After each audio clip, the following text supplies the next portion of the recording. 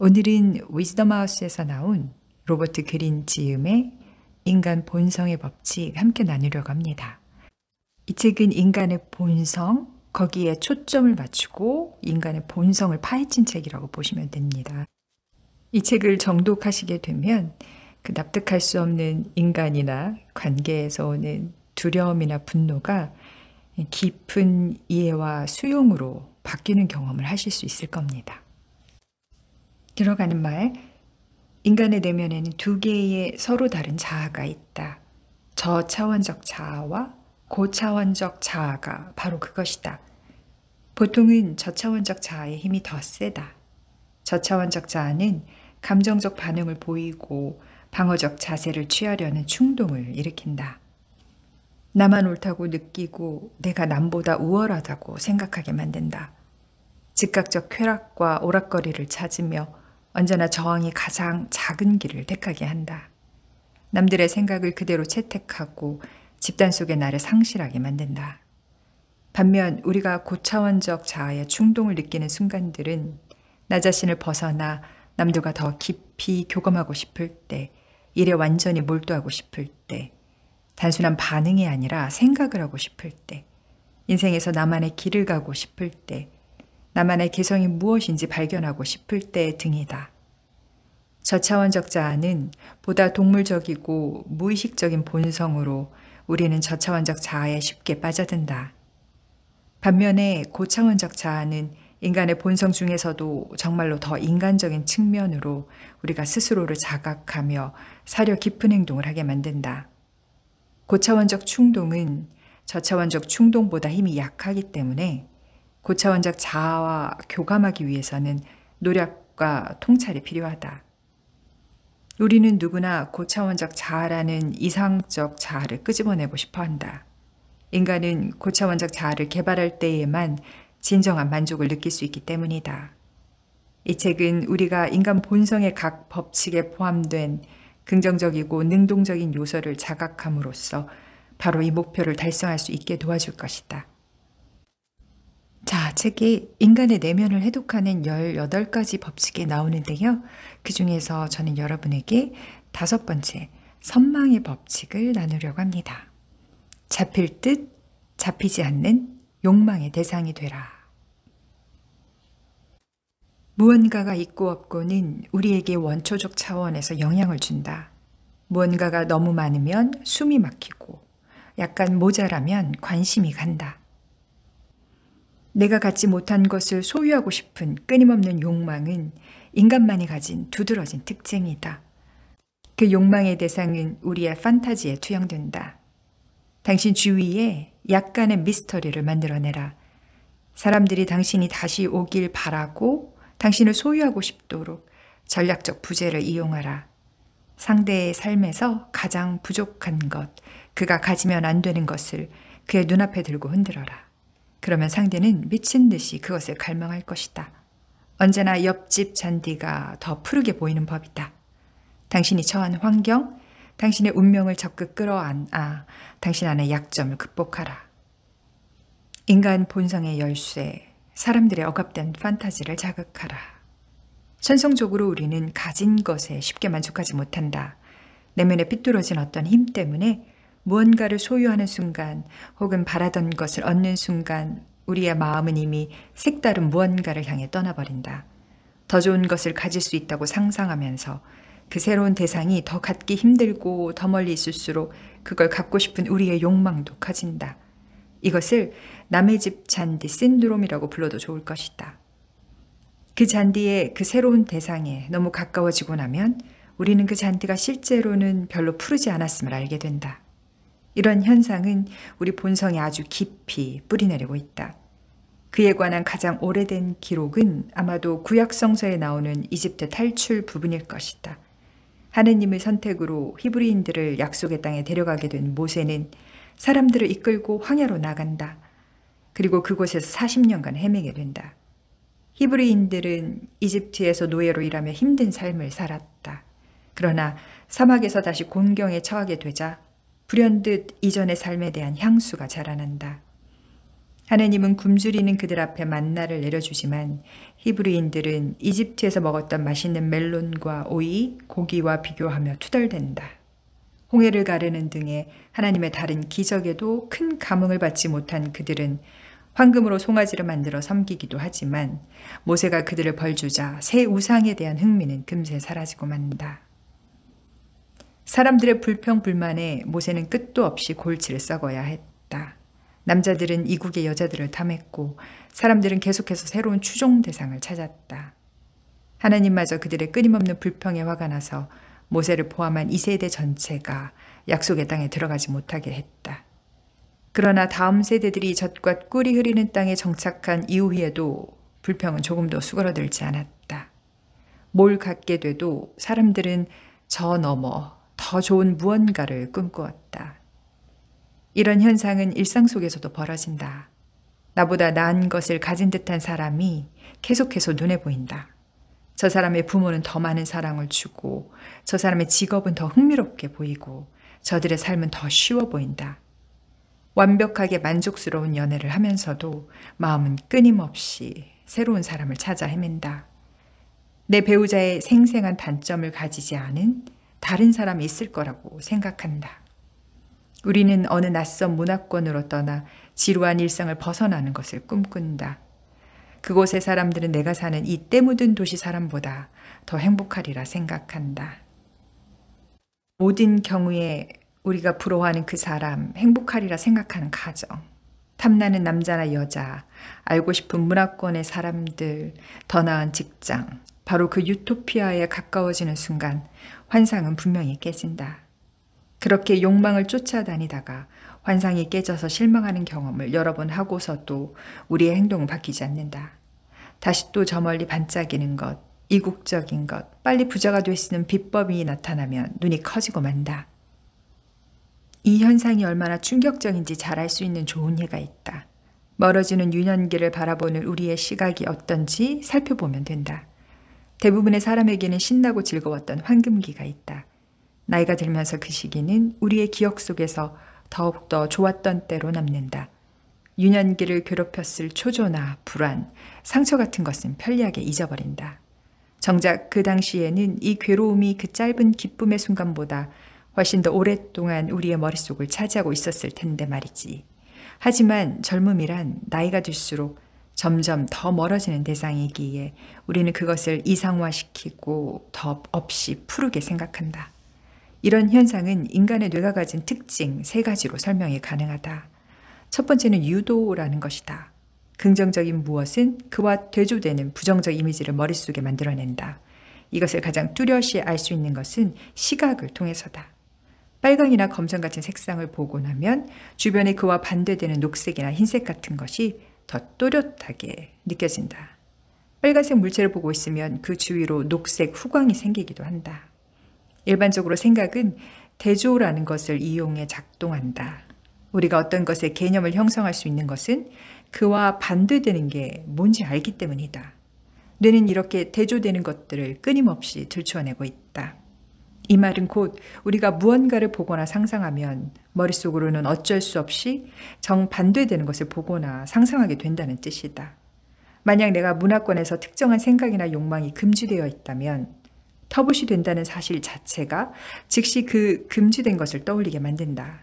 안 되라고 할 때마다 되가 떠오른다는 이야기다. 이를테면 빅토리아 시대에 포르노를 금지하자 사상 처음으로 포르노 산업이라는 게 생겼다. 마음속에서 이렇게 반대되는 것들이 계속 교차하는 것은 우리가 통제할 수 있는 부분이 아니다. 그렇기 때문에 우리는 내가 갖지 못한 바로 그것을 자꾸 생각하고 욕망할 수밖에 없다. 두 번째는 진화론적으로 보았을 때 무언가에 안주하는 것은 인간처럼 의식이 있는 동물에게는 위험한 특성이 된다는 점이다. 만약 우리 조상들이 현재 상태에 쉽게 만족하는 성향이었다면 겉으로는 안전해 보여도 어디서 도사리고 있을지 모를 위험 요소들에 충분히 예민하지 못했을 것이다. 우리가 이렇게 살아남고 번성할 수 있었던 것은 지속적으로 경각심을 갖고 위험을 의식한 덕분이지만 그 때문에 어떤 환경에 가더라도 혹시라도 있을지 모를 부정적 요소를 생각하고 상상해 보게 됐다. 우리는 더 이상 목숨을 위협하는 포식자나 자연재해가 득실되는 사바나 숲속에 살고 있지 않지만 우리의 뇌는 아직도 그런 환경에 맞게 만들어져 있다. 그래서 우리는 계속 부정적인 생각을 하게 되고 그게 종종 의식적으로 표현되면 불평이나 불만이 되는 것이다. 마지막으로 실제인 것과 상상의 소사는 뇌에서는 아주 유사한 방식으로 경험된다. 이는 다양한 실험을 통해 이미 증명된 바 있다. 기능적 자기공명 영상을 통해 뇌 속을 살펴보면 사람이 무언가를 상상할 때는 그것을 실제로 체험할 때와 놀랄 만큼 비슷한 전기적, 화학적 활동이 일어난다. 때로 현실은 아주 혹독하고 수많은 한계와 문제점을 안고 있다. 사람은 누구나 죽는다. 매일매일 우린 조금씩 늙고 약해진다. 성공하려면 희생과 노력이 필요하다. 그러나 상상 속에서 우리는 이런 한계를 뛰어넘어 온갖 가능성을 즐길 수가 있다. 상상에는 사실상 한계가 없다. 그리고 상상은 실제로 경험하는 것과 거의 비슷한 만큼의 힘이 있다. 그래서 우리는 늘 무언가 지금보다 나은 것을 상상하고 그렇게 상상을 할 때면 현실에서 노연한 해방감에 약간의 기쁨을 느끼는 존재가 됐다. 그러니 우리의 심리구조상 언제나 옆집 잔디는 우리 집 잔디보다 더 푸를 수밖에 없다. 인간 본성에 혹시나 이런 흠이 있다고 해서 그것을 불평하거나 도덕적으로 비난해서는 안 된다. 사람들의 타고난 선망을 이용할 줄 아는 것은 세월이 흘러도 변치 않는 유용한 기술이다. 우리는 온갖 종류의 설득에 이 기술을 활용한다. 오늘날 문제는 사람들이 갑자기 선망을 멈춘 것이 아니라 우리가 이 기술을 활용하는 법을 잊고 이 기술이 가진 힘을 잊은 데 있다. 그 증거는 연애 중에도 나타난다. 상대는 나를 있는 그대로 욕망해야 한다고 생각하는 사람이 계속해서 늘어나고 있다. 이 말은 곧 나 자신을 최대한 많이 알려주고 모든 호불호를 드러내고 최대한 나를 익숙한 존재로 만들어야 한다는 뜻이다. 하지만 그렇게 되면 상상이나 판타지의 여지는 하나도 남지 않는다. 그래놓고 내가 원하는 사람이 나에 대한 흥미를 잃어버리면 온라인에 가서 이 남자가 속물이었네, 저 여자가 무책임하네 하고 불평을 토로한다. 우리는 점점 더 나 자신에게 몰두하고 있고 그래서 다른 사람의 심리 속으로 들어가는 일은 그 어느 때보다 힘들다. 욕망을 자극하는 3가지 전략. 언제 어떻게 철수할지 알아라. 선망의 기술의 핵심이다. 당신이라는 존재를 남들은 눈으로 보고 머리로 해석한다. 당신이라는 존재가 너무 뻔하면 즉 당신이 너무 쉽게 익히고 너무 쉽게 이해되거나 당신의 욕구를 너무 대놓고 보여주면 사람들은 무의식적으로 당신을 약간 무시하기 시작한다. 그리고 시간이 지나면 당신에게 흥미를 잃을 것이다. 당신이라는 존재에 약간의 냉담함을 섞어서 보여줘라. 마치 그 뒤 없어도 될 것처럼 말이다. 사람들은 그것을 당신이 스스로를 존경받을 가치가 있는 사람으로 인식한다는 신호로 받아들인다. 그러면 무의식적으로 그들의 눈에 당신의 가치는 더 올라간다. 사람들은 당신을 쫓고 싶어진다. 이런 약간의 냉담함이 당신이 가장 먼저 연마해야 할 철수의 한 형태다. 거기에 당신의 정체에 관한 약간의 빈곳과 모호한 부분을 만들어라. 당신의 의견과 가치관, 취향이 사람들에게 너무 뻔해 보여서는 안 된다. 그래야 사람들이 당신을 자신이 바라는 대로 읽을 수 있는 여지가 생긴다. 영화 배우들은 바로 이 기법의 달인이다. 그들은 자신의 얼굴과 존재감을 사람들이 판타지를 펼칠 수 있는 스크린 속 모습으로 바꿔놓는다. 일반적으로 우리도 미스터리의 기운을 풍겨서 사람들이 나를 해석하고 싶게 만들어야 한다. 사람들의 상상력을 충분히 자극해 그들이 걸려들었다고 생각되면 실제로 몸을 숨기고 보여주지 않을 것도 필요하다. 당신을 너무 쉽게 접할 수 있으면 안 된다. 때로는 하루나 일주일 정도는 몸을 숨겨도 된다. 그러면 상대의 마음속에 약간의 빈자리, 약간의 고통이 생긴다. 이를 통해 상대의 마음속에 당신이 차지하는 자리는 오히려 커진다. 상대는 당신을 더 많이 보고 싶어진다. 가수 마이클 잭슨은 이 게임을 완벽하게 즐길 줄 알았다. 그는 시장이 자신의 음악으로 포화되고 자신이 공식 석상에 너무 자주 서는 것이 위험하다는 사실을 아주 잘 알고 있었다. 그는 앨범을 내는 간격을 조절해서 대중이 그의 음악을 더 갈구하게 만들었다. 인터뷰나 공연의 횟수를 주도면밀하게 관리했고 노래 가사의 의미에 관해 말하거나 대놓고 어떤 메시지를 선전하지 않았다. 마이클 잭슨은 수많은 이야기와 루머를 양산했지만 확실한 것은 아무것도 없었다. 이렇게 전략적인 모함을 통해 그는 자신을 끝없는 욕망의 대상으로 만들었다. 당신도 당신의 작품으로 비슷한 선망 효과를 만들어낼 수 있다. 프리젠테이션이나 메시지에는 늘 어느 정도 조정의 여지를 남겨둬라. 사람들이 당신의 작품을 여러 가지로 해석할 수 있게 하라. 정확히 어떻게 받아들이고 사용해야 하는지 절대로 명확하게 규정하지 마라. 섹스피어나 체호프 같은 위대한 극작가의 작품이 수백 년이 지나도록 그토록 신선하고 흥미진진하게 느껴지는 것은 이 때문이다. 저들의 작품은 세대마다 자신들이 원하는 대로 해석하는 것이 가능하다.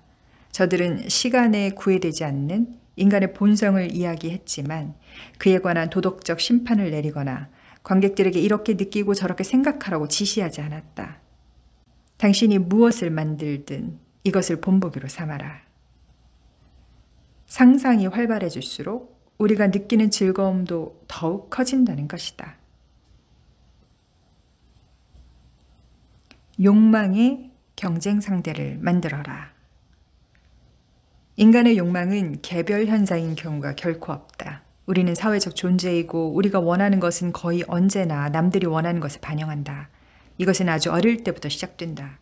우리는 부모의 관심을 제로섬 게임으로 보았다. 형이나 동생이 더 많은 관심을 받으면 나에게 돌아올 관심은 줄어든다고 생각했다. 관심과 사랑을 받기 위해서는 형제자매 기타 사람들과 경쟁해야 했다. 남들이 욕망하지 않는 대상이나 사람은 썩 훌륭하지 않거나 마뜩지 않을 거라고 생각했다. 분명 뭔가 하자 있겠지. 이게 평생의 패턴이고 어떤 사람은 이 패턴이 남보다 더 두드러진다. 그들은 연애를 할 때 임자가 있는 사람에게만 흥미를 느낀다. 제3자가 욕망한 대상임이 분명하기 때문이다. 이런 성향은 분명 어린 시절에 뿌리를 두고 있을 것이다. 누군가 새로운 방법으로 돈을 벌면 이들은 거기에 함께 참여하는 데 그치지 않고 시장을 독점하려고 한다. 반면에 보다 미묘하게 패턴을 드러내는 사람도 있다. 이들은 누군가 흥미로운 것을 보이면 소유하고 있으면 그것을 뺏는 게 아니라 그 경험을 공유하고 거기에 참여하려고 한다. 어느 쪽이 됐든 어떤 사람이나 사물을 남들이 욕망하면 그것의 가치는 자연히 올라간다. 당신은 이 점을 활용해야 하는 방법을 배워야 한다. 남들이 당신이나 당신 작품을 욕망한다는 인상을 만들어낼 수 있으면 당신이 직접 나서거나 말 한마디 하지 않아도 사람들을 당신의 흐름으로 끌어들일 수 있다. 그러면 그들이 당신을 찾아올 것이다. 당신 주위에 이런 아우라를 만들어내도록, 안 되면 그런 착각이라도 일으키도록 최선을 다해야 한다. 유도를 이용하라. 우리는 우리가 과거에 비해 훨씬 자유로운 시대에 살고 있다고 생각할지 몰라도 실제 우리는 그 어느 때보다 많은 규제 속에 살고 있다. 디지털 기술은 우리의 일거수일투족을 따라다닌다. 인간 행동의 온갖 측면을 규제하는 법률도 그 어느 때보다 많다. 정치적 올바름은 늘 있던 개념이지만 소셜미디어를 통해 우리가 훤히 노출되면서 그 판단의 잣대 아래 서는 일도 더 잦아지고 있다. 말은 하지 않아도 이렇게 움직임 하나하나, 생각 하나하나까지 드러내고 또 제약을 받는 것에 대부분의 사람은 신경을 쓰고 좌절을 느낀다. 우리는 해서는 안 되는 일, 내게 그어진 선을 넘는 일을 동경한다. 우리는 억압된 예스나 노에 쉽게 끌린다. 당신이라는 대상을 약간은 불법적인 것, 통념에 어긋나는 것, 진보적인 것과 연상시키게 만들어라. 샤넬이 중성적 느낌을 대놓고 어필하며 성 역할을 무시한 것처럼 말이다. 세대 간의 투쟁은 언제나 좋은 소재다. 당신이 제안하는 대상이 답답한 과거 세대와 뚜렷한 대조를 이루게 해라. 존 F 케네디는 맹목적 획일성의 시대였던 1950년대 또 아이젠하워 시대와 자신을 대비시켰다. 케네디에게 투표하는 것은 젊음과 활력, 잃어버린 남성성을 의미했다. 그는 사람들이 남몰래 감추고 있는 아버지상에 대한 원망과 아버지를 제거하고 싶은 반인륜적 욕망을 갖고 놀았다. 이 욕망은 언제나 젊은이들 사이에서 암암리에 존재했지만 거기에는 늘 터부시라는 딱지가 붙어 있었다. 허용되지 않지만 거의 모든 사람이 갖고 있는 욕망 중에 하나가 관음증이다. 남의 사생활을 들여다보는 것은 프라이버시에 대한 엄격한 사회적 터부를 위반하는 일이다. 그런데도 사람들은 누구나 남의 집 현관 뒤에서 무슨 일이 벌어지는지 보고 싶어 한다. 극장과 영화는 바로 이 관음적 욕구에 의존하고 있다. 극장과 영화는 우리를 남의 방 속에 집어넣고 말 그대로 타인을 염탐하는 듯한 경험을 하게 만든다. 무엇이든 당신이 제안하는 것은 새롭고 낯설고 이국적이어야 하고 아니면 적어도 그런 것처럼 보여야 한다. 기존의 뻔하디 뻔한 것과 이루는 대조가 사람들에게 선망의 끌림을 만들어낼 것이다. 마지막으로 가질 수 없는 것, 불가능한 것을 손에 넣을 수 있다는 기대를 사람들 눈앞에 흔들어라. 인생은 갖가지 짜증나는 한계와 난관으로 가득하다. 우리는 내 안 성격에 갇혀 있고 다른 누군가는 될 수 없다. 우리는 잃어버린 젊음을 회복할 수도 그때의 건강을 되찾을 수도 없다. 매일매일 우리는 우리의 궁극적 한계, 즉 죽음에 한 발짝 가까워지고 있다. 그러나 당신이 제안하는 대상은 부나 성공에 이르는 지름길, 잃어버린 젊음을 회복하는 비법, 새로운 사람이 되는 법, 심지어 죽음을 정복하는 법과 같은 판타지를 제공한다. 너무나 불가능하다고 여겨지는 것들이기 때문에 오히려 사람들은 덥석 잡으려 들 것이다. 유도의 법칙에 따르면 우리는 이 모든 지름길과 판타지를 마치 유니콘을 상상하듯 그릴 수 있기에 이것들을 손에 넣고 싶은 욕망도 생긴다. 이것들을 상상하는 것은 실제로 경험하는 것과 거의 흡사하다. 기억하라. 뒤에서 사람을 움직이는 것은 소유가 아니라 욕망이다. 무언가를 소유하고 나면 조금은 실망하게 마련이고 새로운 무언가를 추구하고 싶은 욕망에 다시 불이 붙는다. 당신은 판타지와 그것을 쫓는 즐거움에 대한 인간의 욕구를 이용해야 한다. 그런 의미에서 당신의 노력에는 끊임없는 리뉴얼이 필요하다. 사람들이 원하는 것을 손에 넣거나 당신을 소유하고 나면 당신의 가치와 당신에 대한 그들의 존경심은 즉시 줄어들기 시작한다. 계속해서 철수하고 놀라게 하고 나를 쫓아오라고 자극하라.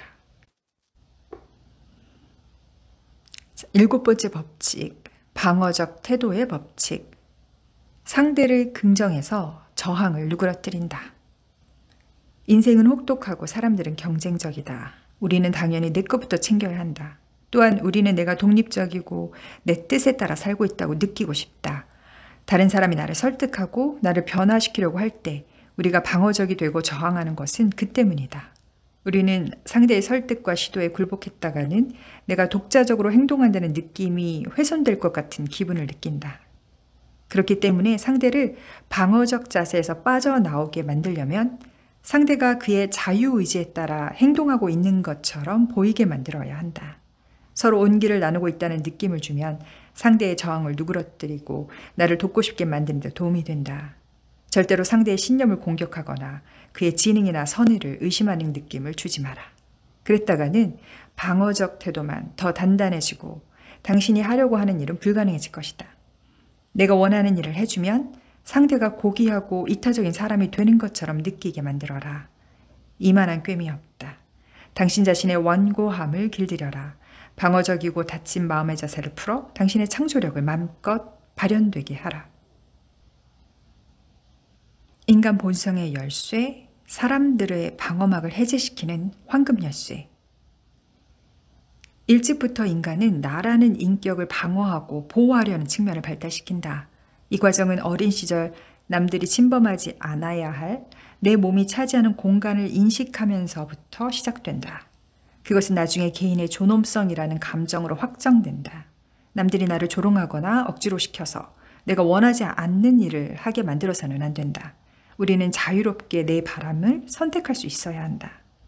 사회적 인간으로 성장하기 위해서는 이런 발달 과정이 반드시 필요하다.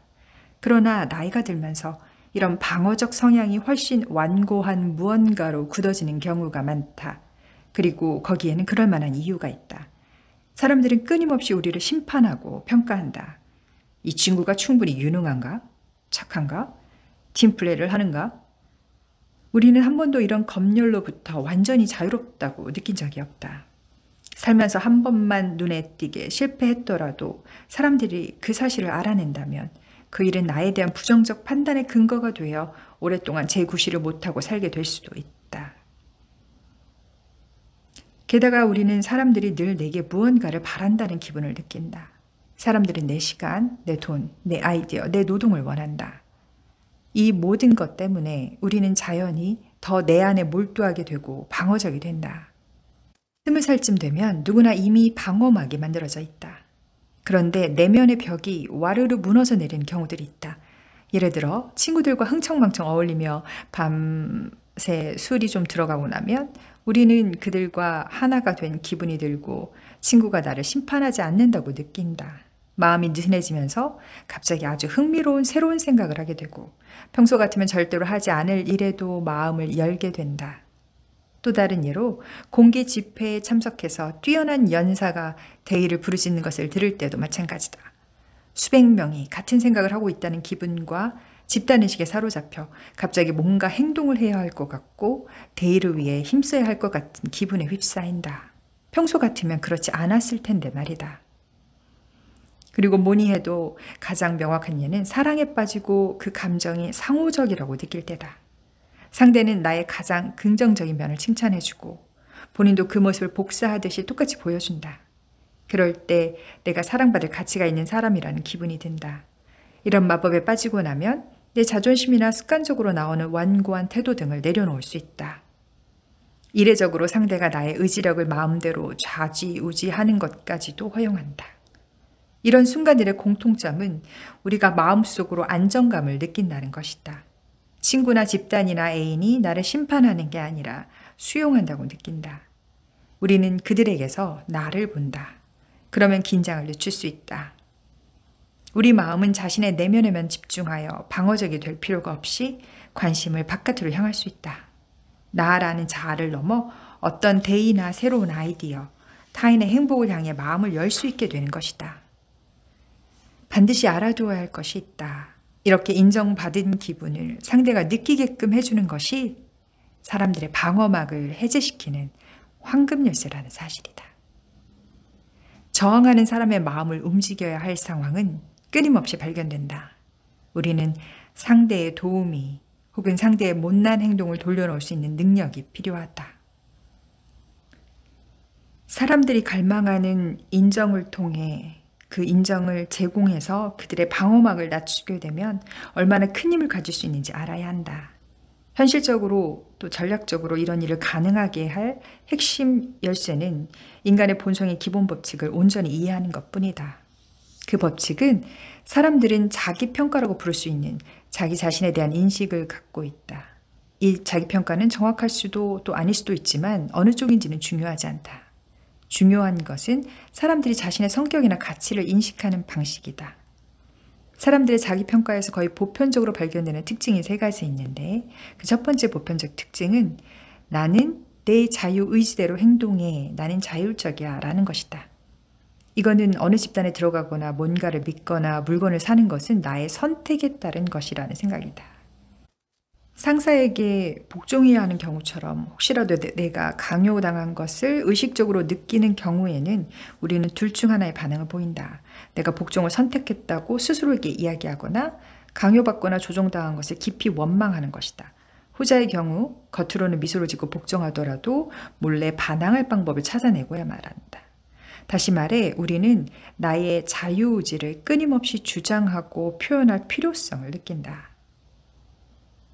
두 번째 보편적 속성은 나는 똑똑하다라고 생각하는 것이다.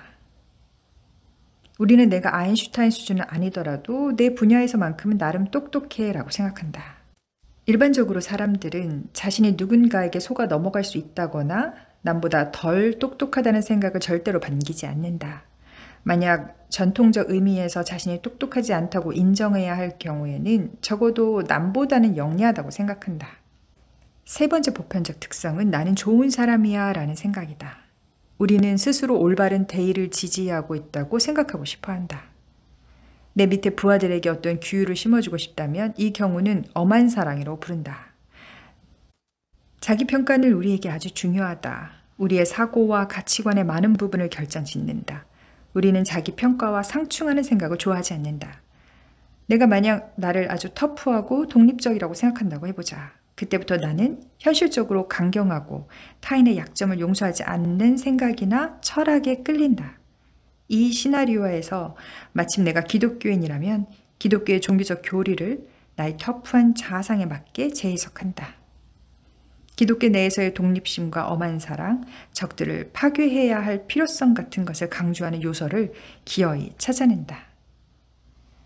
그리고 나를 고귀하고 똑똑하다고 인정해주는 집단에 속하게 하려고 한다. 우리는 내가 가진 어떤 생각이나 가치관이 독립적이라고 생각할지 모르지만 실제로 그것들은 나의 자기 평가에 따라 결정된다. 당신이 해야 할 일은 간단하다. 사람들에게 내적 안정감을 주입하라. 상대의 가치관을 복사한 듯이 똑같이 보여줘라. 상대를 좋아하고 존경한다는 사실을 보여줘라. 상대의 지혜와 경험을 높이 평가한다고 느끼게 하라. 서로 훈훈함을 느끼는 분위기를 만들어라. 상대가 당신을 따라 웃게 만들어서 라포르를 형성하라. 그런 감정이 순전히 가짜만은 아니라면 더더욱 좋다.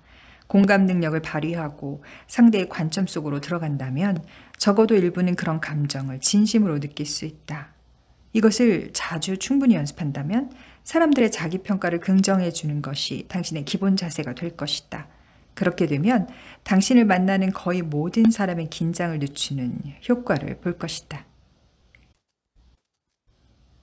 여러분, 책을 다 읽는 내내 왜 몸에 난 상처 위에 소독약을 바를 때 그 따끔따끔함이 느껴지는, 그치만 책을 덮었을 때는 치료 후에 그 안도감이 밀려오는 그런 느낌이었다고 좀 표현이 되네요. 자, 이 한 권의 멋진 책으로 여러분의 삶을 이루고 누비고 즐기세요.